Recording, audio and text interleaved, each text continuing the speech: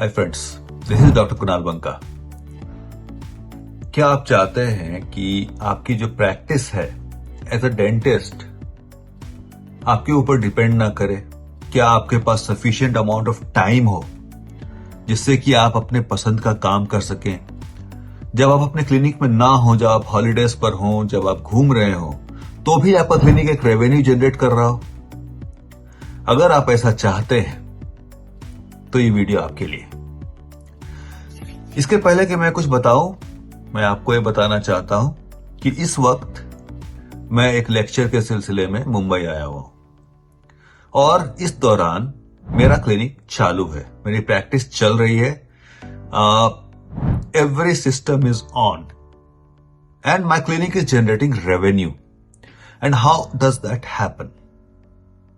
Well, अगर आप अपने क्लिनिक में सिस्टम सेट कर रहे हैं, हर एक चीज का सिस्टम होता है, अगर आप उसको सेट कर रहे हैं तो आप ऑटोमेशन की तरफ जा सकते हैं, जहां पर क्लिनिक को आपकी जरूरत नहीं होती है कुछ हद तक, और आपके एब्सेंस में भी आपका क्लिनिक रेवेन्यू जनरेट कर सकता है। बहुत सारे डॉक्टर्स ऐसा बोलते हैं, मैंने खुद सुना है कई लोगों को ऐसा बोलते हुए कि प्रैक्टिस के इनिशियल फेज में ऐसा नहीं करना चाहिए। जब प्रैक्टिस मैच्योर हो जाए, जब आपकी प्रैक्टिस 10-15 साल पुरानी हो जाए, उसके बाद ऐसा करना चाहिए। दोस्तों, अगर आप 15 साल बाद ये स्टेप लेंगे, आप बहुत पीछे रह जाएंगे, बिकॉज 15 साल के बाद पेशेंट को हैबिट हो जाएगा कि डॉक्टर साहब से ही काम करवाना है। आपको शुरू से पेशेंट को मल्टी स्पेशलिटी कॉन्सेप्ट की हैबिट डालनी ही चाहिए। इससे दो फायदे होते हैं। पहला, आपके पास टाइम होता है, आपकी क्वालिटी ऑफ लाइफ मल्टीफोल्ड बढ़ जाती है। आप वो काम करते हैं जो आपको सबसे ज्यादा पसंद है। फॉर एग्जाम्पल, आपको अगर आरसीटी पसंद है, या आपको इम्प्लांट्स पसंद है, या जो भी स्पेशलिटी में आप बहुत अच्छे हैं, या आपका जो स्पेशलिटी है आप केवल वो काम करते हैं, तो आपके उस काम को वर्ल्ड क्लास होने से कोई नहीं रोक सकता।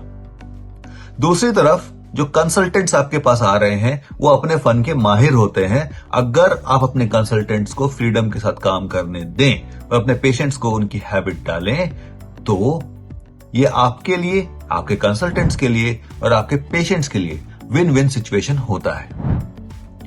कहते हैं ना, the show must go on. Same thing applies to our practice.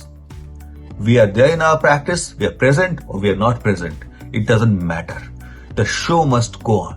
आपको अपनी प्रैक्टिस को ऐसा बनाना है जहां पे पेशेंट आपको ढूंढे जरूर, लेकिन आपके एब्सेंस में भी काम हो सके, हर एक इमरजेंसी को उतनी ही कुशलता से डील किया जा सके। आपको करना क्या है? एक टीम को डेवलप करना है। टीम एक दिन में डेवलप नहीं होती है, आपको धीरे धीरे डेलीगेशन स्टार्ट करना होगा, छोटे छोटे कामों से। अपने आप को एक स्पेशलिस्ट के रूप में प्रोजेक्ट करना होगा कि मैं ये काम का स्पेशलिस्ट हूं। फॉर एग्जाम्पल, मैं अपनी प्रैक्टिस में केवल इम्प्लांट्स करता हूं। मेरे पेशेंट्स को पता है कि मैं इम्प्लांट सर्जन हूं और इम्प्लांट का स्पेशलिस्ट हूं, और मैं और कोई काम नहीं करूंगा। इसलिए मेरे पेशेंट्स चाहते हुए भी मन मार करके कंसल्टेंट्स को एक्सेप्ट करते हैं, और जब कंसल्टेंट्स उनका काम कर देते हैं तो मेरे पेशेंट्स को सही में डिफरेंस महसूस होता है। पता चलता है कि उनके साथ बहुत फायदा हुआ है, उनका इलाज बहुत अच्छे से हुआ है। जब तक पेशेंट एक्सेप्ट नहीं करेगा चेंज को, तब तक आप सुखी नहीं होंगे। आप कैसे सुखी होंगे? जब आपके पास समय होगा अपने लिए, अपने बच्चों के लिए, अपनी फैमिली के लिए और अपने शौक के लिए। दोस्तों, जीवन बहुत छोटा है। हम डॉक्टर्स अपना पूरा जीवन अपनी प्रैक्टिस में निकाल देते हैं, लेकिन अपनी प्रैक्टिस के बाहर भी जीवन में बहुत सारी चीजें होती हैं। क्यों नहीं हम एक ऐसा सिस्टम बनाएं जिससे कि हमारा जीवन सरल हो सके, हम वो कर सकें जो हम चाहते हैं, क्योंकि क्या पता जीवन की डोर कब टूट जाए। बहुत ही पतली सी डोर होती है दोस्तों जीवन की। इसको संभाल कर रखिए, और जो पल आप आज जी रहे हैं वो पल, उस पल को सर्वश्रेष्ठ बनाएं, उस पल को अपने जीवन का सबसे अच्छा पल बनाएं, क्योंकि जीने के लिए अगर सही समय है तो वो अब है।